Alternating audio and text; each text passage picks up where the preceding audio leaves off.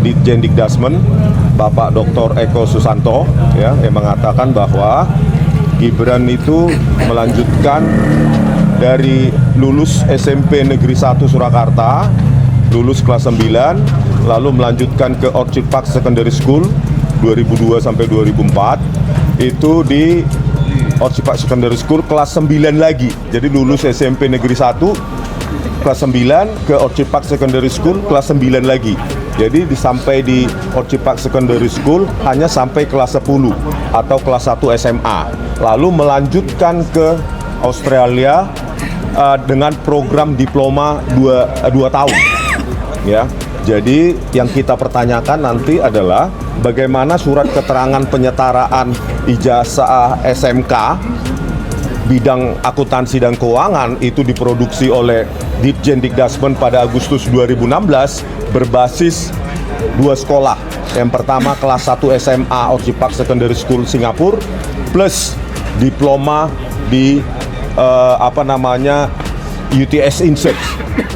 Nah, saya sudah mengkajinya perbandingan anatomi maupun capaian pembelajaran antara UTS Insert 2004 kurikulumnya kebetulan masih ada di web archive, dan saya bandingkan dengan capaian maupun anatomi pembelajaran atau kurikulum untuk SMK dan tidak matching. Jadi kasus satu-satunya yang kita tanyakan, apakah pernah kasus serupa terjadi diproduksi oleh Ditjen Dikdasmen baik sebelum 2019 maupun setelah 2019? Jawabannya tidak pernah ada. Maksudnya kasus serupa di sini adalah penyetaraan SMK bidang akuntansi dan keuangan berbasis kelas 1 SMA plus diploma 2 tahun. Itu menurut pengakuan dari Dr. Eko Susanto.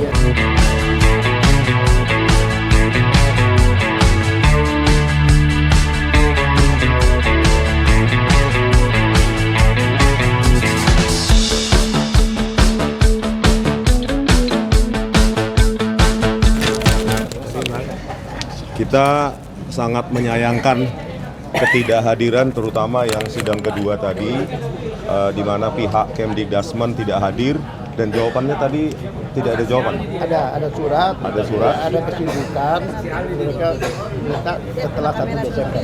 Oh, sibuk nyari mungkin ya.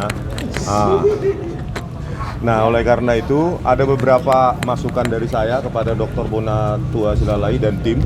Ya, karena kami telah berjumpa dengan Bu Kurnia juga salah satunya, dengan Sekretaris Ditjen Dikdasmen Bapak Dr. Eko Susanto ya, yang mengatakan bahwa Gibran itu melanjutkan dari lulus SMP Negeri 1 Surakarta, lulus kelas 9, lalu melanjutkan ke Orchid Park Secondary School 2002 sampai 2004.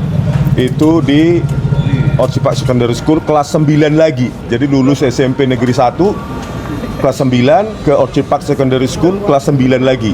Jadi sampai di Orchid Park Secondary School hanya sampai kelas 10 atau kelas 1 SMA. Lalu melanjutkan ke Australia dengan program diploma 2 tahun. Ya. Jadi yang kita pertanyakan nanti adalah bagaimana surat keterangan penyetaraan ijazah SMK bidang akuntansi dan keuangan itu diproduksi oleh Ditjen Dikdasmen pada Agustus 2016 berbasis 2 sekolah.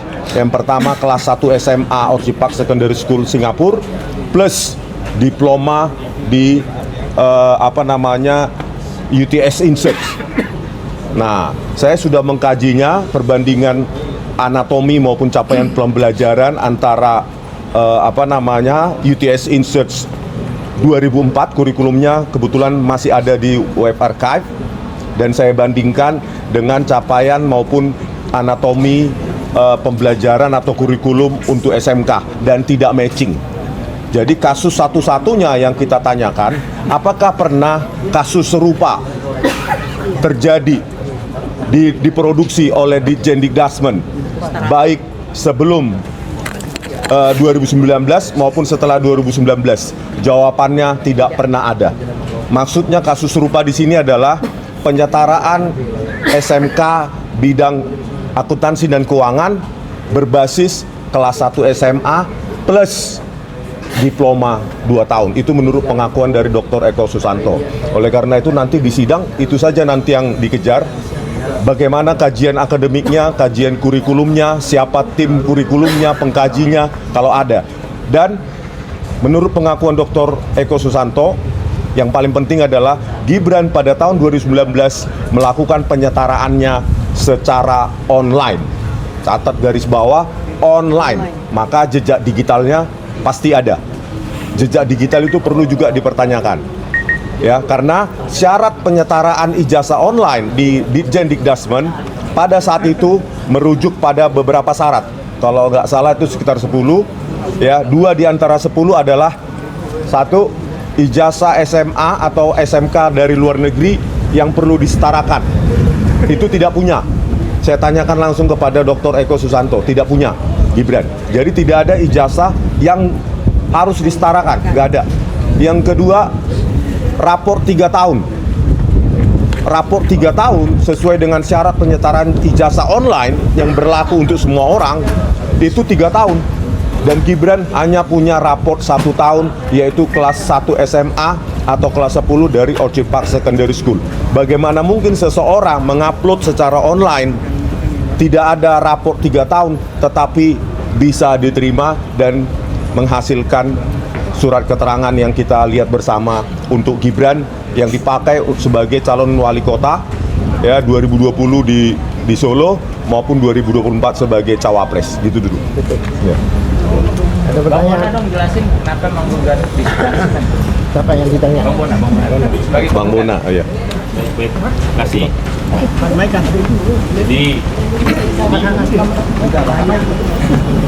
Jadi memang apa ya? Saya melakukan penelitian terhadap ijazah yang satu skenario.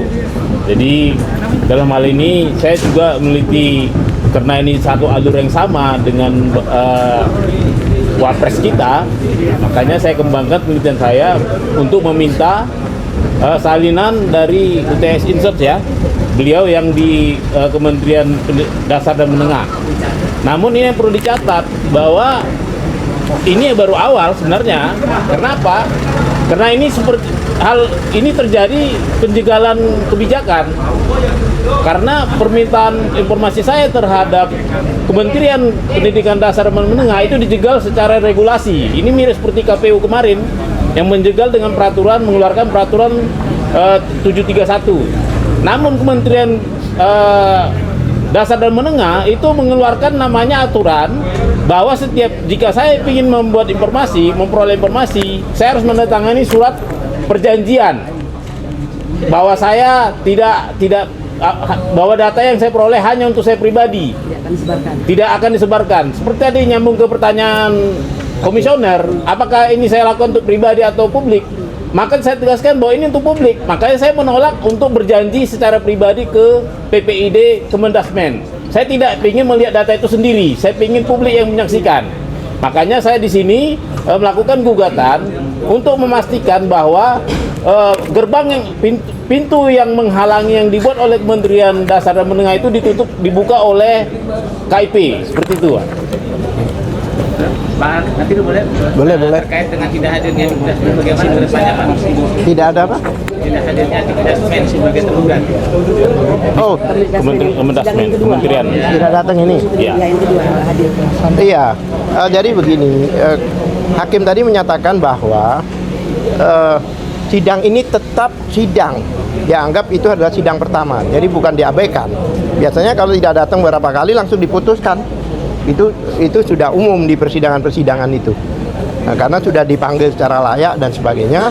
Tetapi kami tadi disuruh membaca surat, memang ada minta penundaan karena kesibukan kementerian menurut surat itu mereka akan bersedia setelah 1 Desember di reschedule. Kurang berapa hari lagi ya? Ya, minggu depan sama aja. Ya. Iya, itu. Oleh sebab itu ya kami serahkan pada hakim. Oh ya, satu hal lagi yang masalah KPU tadi, ada agak ribut juga dalam penugasan surat kuasa terhadap yang ditugaskan tadi. Nah itu nggak jelas kepala bidang, kepala bagian. Secara ketentuan, ya kan atasan KPID ya. PPID, atasan PPID itu kan biasanya kita ngajukan PPID, kemudian kalau ada jawaban kita keberatan ke atasan PPID, itu harus ada posisi yang tertinggi di dalam lembaga itu. Jadi bukan kepala bagian dan sebagainya, minimal sekjen. Makanya oleh sebab itu minggu depan mereka harus menunjukkan mereka katakan tadi sebelumnya ya, mereka tadi katakan bahwa menurut peraturan KPU bahwa penunjukan atasan KPU itu adalah sesuai penunjukan ketentuan KPU. Ini sudah eksternal, tidak tunduk pada ketentuan KPU. Jadi ketentuan persidangan KIP. Oleh sebab itu yang disebut atasan KIP itu, atasan PPID itu adalah posisi tertinggi di satu lembaga, minimal sekjen, ya kan? Kalau di kementerian, begitu pula di KPU. Jadi nggak bisa kepala bidang, kepala bagian memberikan kuasa. Oleh sebab itu disuruh membuat kuasa baru. Bang, terakhir bang, boleh diingatkan kepada kami tadi, ini agenda 2 sidangnya lagi kapan? Di tanggal berapa dan? Biasanya kita menunggu surat, biasanya itu relas yang diberikan itu beberapa hari sebelum ada sidang. Kami tidak diberitahu. Tapi tadi kan ada kebingungan, ada kemungkinan ada mediasi dan sebagainya. Nah, tadi kan tahu KPU kan datang ke kami tadi itu. Saya bilang udahlah tunjukkan aja, karena selama ini di umum sudah ada lengkap. Anda menyembunyikan sesuatu yang sudah diketahui oleh umum, apa manfaatnya gitu loh? Ya kan, sampaikan aja pada kami apa adanya, data primernya, karena beliau ini membutuhkan untuk kepentingan penelitiannya, jurnal dan sebagainya, gitu. Karena apa ya?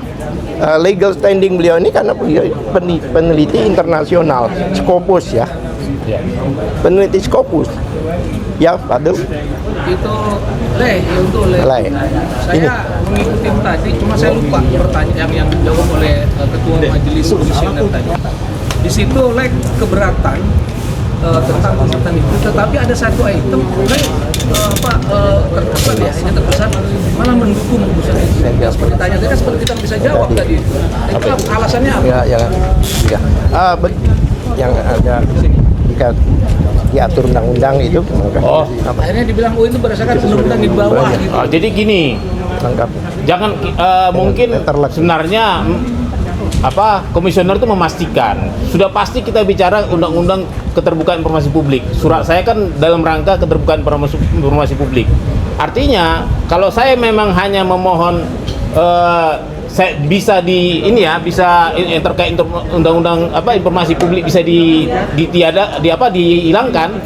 Kalau mereka terkait NIM tadi ya, sepertinya terhadap segala macam, ya bisa saja, tapi kan itu harus tetap mengacu kepada undang-undang keterbukaan informasi publik. Makanya tadi majelis memastikan, dan saya bilang memang ya itu harus mengikuti undang-undang keterbukaan informasi publik. Bukan berarti saya bisa bersepakat di luar dari undang-undang keterbukaan informasi publik. Seperti itu, Pak.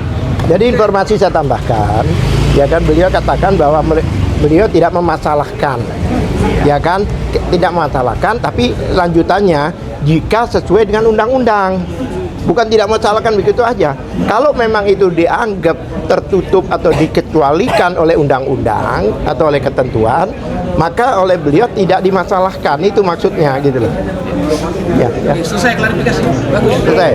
Ya, makasih. Terima kasih ya. Terima kasih. Cepetan ini. Merdeka.